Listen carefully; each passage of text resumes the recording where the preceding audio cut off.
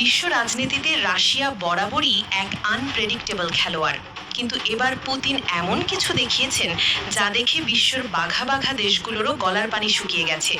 কোনো হুমকি বা বক্তৃতা নয়, এবার রাশিয়া সামনে এনেছে এমন এক পারমাণবিক বোমা যা দেখতে মহাকাশে পাঠানো কোনো রকেটের মতো। এটি কোনো সাধারণ অস্ত্র নয়, এটি যেন এক চলন্ত মহাপ্রলয়। গোয়েন্দারা এর নাম দিয়েছে জার বোম্বা 2.0।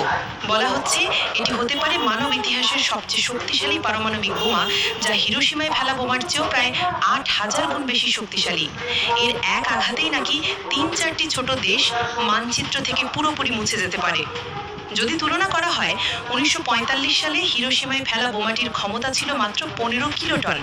১৯৬১ সালে রাশিয়া যে জার বোমার পরীক্ষা চালিয়েছিল তার ক্ষমতা ছিল ৫০ মেগাটন, যা ছিল মানব ইতিহাসের সবচেয়ে বড় বিস্ফোরণ। তার শক ওয়েভই পৃথিবীকে ৩